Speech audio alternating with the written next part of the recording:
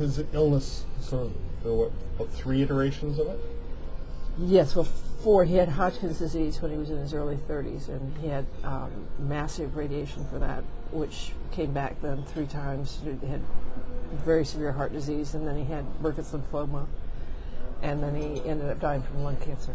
Some people would feel bitter because the treatment that saved them the first time is what's going to kill them, but he did not see it that way. He didn't see it that way. He never saw it that way. He felt that the 30 years that he had were, as he put it, a secular miracle. He felt that science had saved him, that good doctors had saved him, and that he had no call to be alive. He didn't have a molecule of entitlement in him, which I think made life and death easier for him.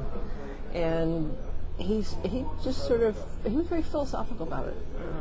To a astonishing degree, I certainly couldn't be that philosophical. I wasn't bitter, and I don't think either of us was bitter or angry about it. We both felt like we were very lucky in life, that we had, access to really good doctors and people who really cared about him and so forth. So it was hard to get bitter, but I know what you say, because a lot of people do. And he didn't. He felt 30 years was 30 years.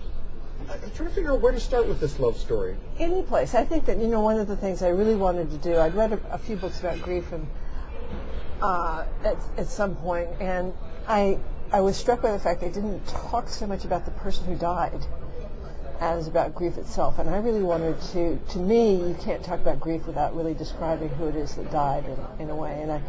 And I very much wanted it to be an elegy, and I very much wanted to have some sense of the joie de vivre, and the life, and also the life of the mind of a scientist and a doctor, because I think people tend to write beautifully about poets and writers and even politicians, strangely enough, but they don't write so much about how interesting doctors and scientists can be. And most of my colleagues are really very interesting, bright-eyed, bushy-tailed, exuberant people. And so I wanted to make that clear.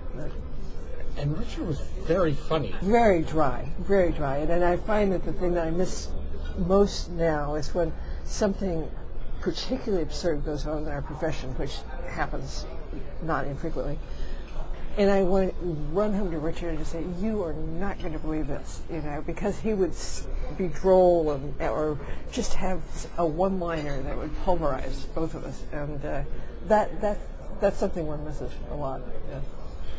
Yeah. He dies not quite the middle of the book, but about 2/3 of the way through. Right. And I grieved too, which is silly because I just picked the book up and I didn't know anything about him until then. But by the time I got to that point, I was like, "Oh, no, not yet." Couldn't that be just later in the book? It was hard dealing with your dealing with his absence. Does that make sense?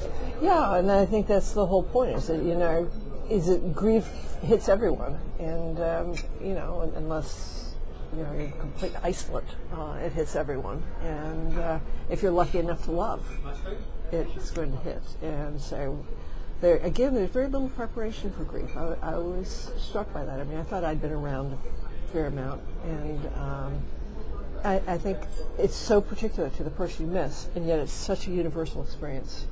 And I hadn't been aware of the saving grace of grief. I mean, I think there's very little saving grace about depression, and I knew depression very, very well. And I guess I thought that the same would be true for grief. And in fact, grief serves a very real sustaining function in one's life that I ended up being remarkably in awe of.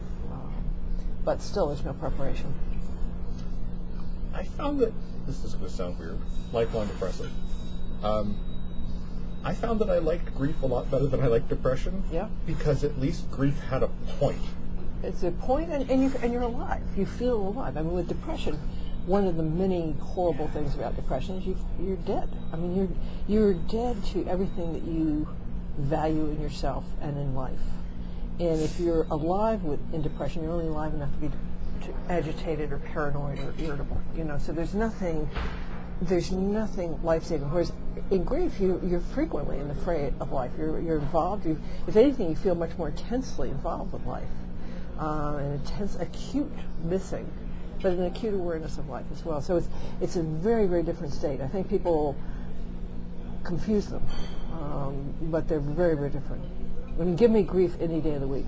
And that's a terrible thing to say, because at least with depression, once you're over it, you know, the other person isn't dead in your life. I mean, once you go through grief, the person is still gone. I mean, you can't go around it. You can't subvert it. You really have to be subjected to these waves, and you don't know when they're coming, and you don't know what the memories are going to be. You don't know whether the memories are going to be good or bad or conflicted. You don't know what's going to come your way. And by the time you come out of that, you come out of it, I mean, it sounds ridiculous, but genuinely stronger, and with a much better understanding of the person you lost, and a much better understanding of yourself, of your vulnerabilities, of your strengths, of what it is that you were missing, what it is you'll never find in anybody else again, probably, and those things that you probably will find in somebody else again. I mean, grief forces you to do really the kind of introspection that is really remarkable, I think. You know, not the kind of introspection you'd sign up for, but given that you have to go through it. The book is Nothing Was the Same, a memoir. I've been speaking with the author, Redfield Jamison, and Nothing Was the Same, published by Knopf.